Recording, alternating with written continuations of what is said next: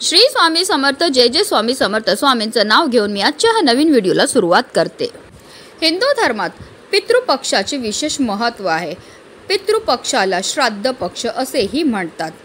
आज आहे 13 सप्टेंबर आणि पितृपक्षातील पहिला शनिवार देखील आहे।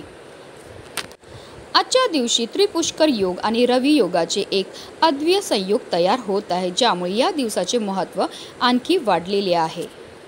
शनिवार हा शनिदेवांना समर्पित वार आहे। शनिदेवाला कर्माचा कर्ता म्हटले गेले आहे आणि ते पूर्वजांच्या कर्जाशी, कर्माशी आणि शिक्षेशी देखील संबंधित मानले जाते।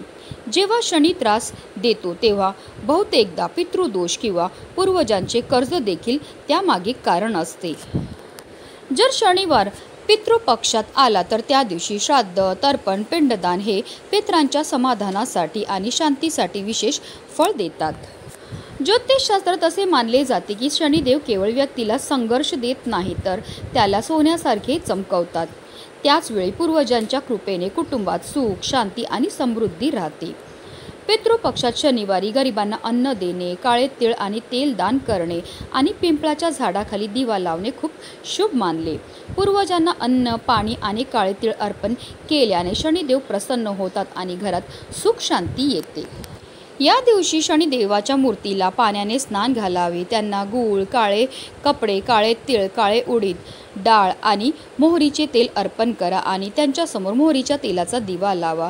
रोली, फुले इत्यादी अर्पण केल्यानंतर आपल्याला शनी स्तोत्र तसेच सुंदरकांड आणि हनुमान चालीसाचं पठण करायचं। या सोबतच राजा दशरथ यांनी रचलेली शनी स्तोत्राचेही आपल्याला पठण करायचे आहे। पूजा केल्यानंतर शनिश्चराय नमः या मंत्राचा आपल्याला जप हा करायचा आहे। धार्मिकदृष्ट्या हा दिवस अतिशय महत्त्वाचा असल्यामुळे या दिवशी काही प्रभावी उपाय आणि सेवा सुद्धा केल्या जातात आणि म्हणूनच आज संध्याकाळी आपल्याला कापूरसोबत ही एक वस्तू जाळायची। ही वस्तू जाळल्यामुळे आपल्या घरामध्ये असणारी जेवढी पण नकारात्मकता, इडापिडा, ग्रहदोष, वास्तुदोष, पितृदोष तर दूर होणारच आहे, पण आपलं 7 पिढ्यांचं दारिद्र्य नष्ट होऊन आपले पित्र आपल्यावर प्रसन्न होणार आहेत। अतिशय प्रभावी असा हा उपाय आहे। तर ती कोणती वस्तू जाळायची, कोणत्या वेळेत जाळायची त्याबद्दल सविस्तर आणि महत्त्वाची अशी माहिती मी तुम्हाला या व्हिडिओमध्ये देणार आहे। तो व्हिडिओ पूर्ण पहा आणि जर तुम्ही माझ्या चॅनलवर नवीन असतील तर चॅनलला सबस्क्राइब करा आणि शेजारी बेल आयकॉन सुद्धा प्रेस करा, जेणेकरून तुम्हाला माझ्या नवनवीन व्हिडिओचं नोटिफिकेशन हे मिळत राहील आणि तुम्ही एक पण व्हिडिओ मिस करणार नाही। आणि कमेंटमध्ये ओम पितृदेवाय नमः लिहायला अजिबात विसरू नका।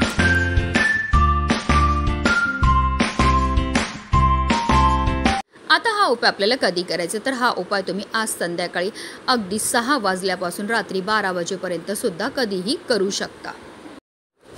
हिंदू धर्मशास्त्रानुसार पूर्वजांच्या सदोष कर्माची फळं त्यांच्या वंशजांना भोगावी लागतात, यालाच आपण पितृदोष म्हणतात। ज्योतिषशास्त्रानुसार आपल्या जीवनात अनेक प्रकारचे दोष असतात, त्यापैकी एक म्हणजे पितृदोष।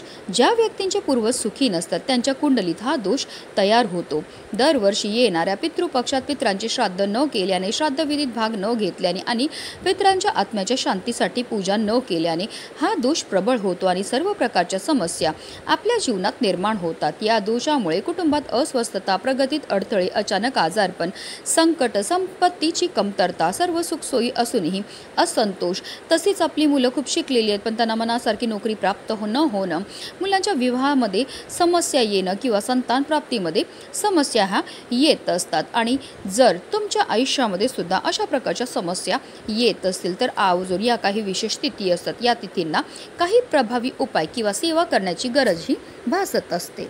आता हा उपाय आपल्याला कधी करायचा तर हा उपाय आपण अगदी संध्याकाळी आज 6 वाजल्यापासून रात्री 12 वाजेपर्यंत सुद्धा करू शकतात। हा उपाय सुरू करायच्या अगोदर सर्वप्रथम आपल्याला देवघरामध्ये दिवा हा प्रज्वलित करून घ्यायचा आहे, कारण कोणतीही सेवा किंवा कोणताही उपाय जर आपण अग्नीच्या साक्षीने केला तर त्यामध्ये आपल्याला निश्चित सफलताही प्राप्त होत असते। त्यानंतर आपल्याला विधिवत देवपूजाही करून घ्यायची, तुळशी मातेच्या इथे सुद्धा दिवा हा लावून घ्यायचा आहे आणि त्यानंतर आपल्या घराचे सर्व दरवाजे आणि खिडक्या जे आहेत ते आपल्याला खोलायचे आहेत, कारण आपल्या घरामध्ये असणारी जेवढी पण नकारात्मकता, इडापिडा, दोष आहेत, अलक्ष्मी येतील आपल्याला घरातनं बाहेर काढून टाकायचं आहे।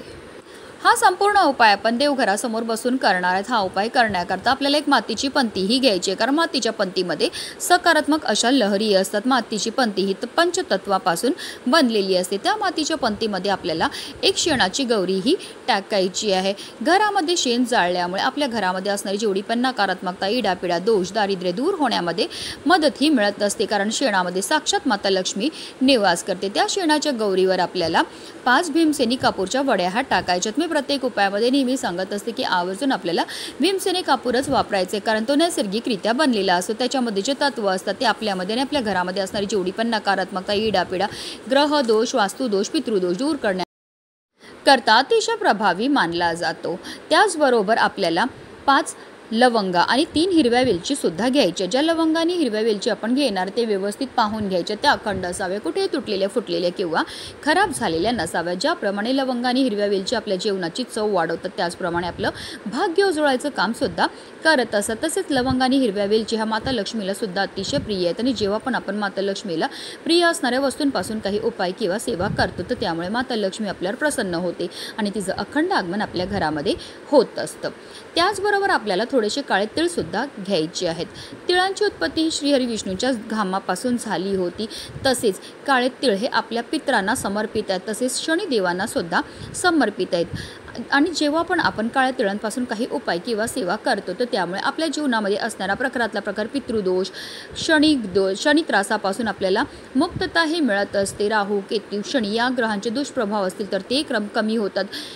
शत्रू पीडापासून आपल्याला मुक्तता ही मिळत असते। तसेच आपल्या जीवनामध्ये असणारे जे दारिद्र्य सुद्धा दूर होण्यामध्ये मदत मिळते, कारण तिळांना दारिद्र्यनाशक असं सुद्धा म्हटलं जातं। आता हे काळे तीळ आपल्या उजव्या हातामध्ये घ्यायचे आणि आपल्या घरामध्ये जेवढे पण सदस्य असतील त्या प्रत्येक सदस्याच्या डोक्यापासून पायापर्यंत 7 वेळा आपल्याला हे काळे तीळ उतरवायचे आणि त्यानंतर हे काळे तीळ सुद्धा आपल्याला त्या मातीच्या पंतीमध्ये नेऊन टाकायचे आहेत। आता देवघरामध्ये प्रज्वलित असलेल्या दिव्याच्या मदतीने आपल्याला या मातीच्या पंतीमध्ये असणारा जो कापूर आहे तो प्रज्वलित करायचा आहे। कापूर प्रज्वलित झाला की त्यामध्ये आपल्याला थोडंसं तूप टाकायचं। तूप टाकल्यामुळे प्रचंड धूर हा निर्माण होतो। काही वेळाकरता ही मातीची पंती आपल्याला तिथेच देवघरासमोरच ठेवायची आहे आणि त्यानंतर ही मातीची पंती आपल्याला तिकडनं उचलायची आणि ह्याचा जो धूर आहे तो आपल्या संपूर्ण घरामध्ये आपल्याला फिरवायचा आहे। फिरवताना निरंतर आपल्याला ओम शनेश्वराय नमः किंवा ओम पितृदेवाय नमः या प्रभावी मंत्राचा जप हा करायचा आहे। संपूर्ण घरामधनं हा धूर फिरवून झाला की आपल्याला आपल्या मुख्य प्रवेशद्वाराच्या उंबरठ्याच्या बरोबर मधोमध नेऊन या मातीच्या पंतीला ठेवायचं। जिथपर्यंत कापूर प्रज्वलित आहे तिथपर्यंत निरंतर आपल्याला मंत्राचा जप हा करायचा आहे। जेव्हा आपण कापूर सोबत या वस्तू जाळतो त्याचबरोबर मंत्राचा जप करतो त्यामुळे आपल्या घरामध्ये असणारी जेवढी पण नकारात्मकता, इडापिडा, ग्रहदोष, वास्तुदोष, पितृदोष दूर होतो। आपल्या घरामध्ये असणारी जी अलक्ष्मी ती घरातनं काढता पाय करून निघून जाते आणि ज्या घरामध्ये कोणत्याही प्रकारचे दोष नसतात त्याच घरामध्ये माता लक्ष्मीचं आगमन हे होत असतं। आता या मातीच्या पंतीमध्ये असणारा जो कापूर आहे तो शांत झाला की त्यामध्ये काही वस्तू असतील ज्या जळाल्या असतील, काही नाही जळालेले असेल तर त्या वस्तू आपल्याला आपल्या घरापासून लांब नेऊन टाकून द्यायच्यात। अशा रीतीने हा उपाय जो आहे तो आपल्याला आज पितृपक्षातील पहिल्या शनिवारी करायचा। तर काही कारणास्तव तुम्हाला या शनिवारी हा उपाय करणं शक्य नाही झालं तर पुढच्या शनिवारी सुद्धा तुम्ही हा उपाय जो आहे तो करू शकता। तुम्ही करून तर पहा, तुम्ही स्वतः अनुभव घेतील की तुमच्या जीवनामध्ये असणारे जे संकट आहेत, विघ्न आहेत, दोष आहेत, दारिद्र्य आहे ते कमी व्हायला लागलेले आणि आपल्या कुटुंबाची भरभरून अशी प्रगती व्हायला लागली आहे। म्हणूनच व्हिडिओ जास्तीत जास्त लोकांपर्यंत शेअर करा जेणेकरून प्रत्येकाच्या आयुष्याचं कल्याण हो हीच मनामध्ये इच्छा। श्री स्वामी समर्थ। जय जय स्वामी समर्थ।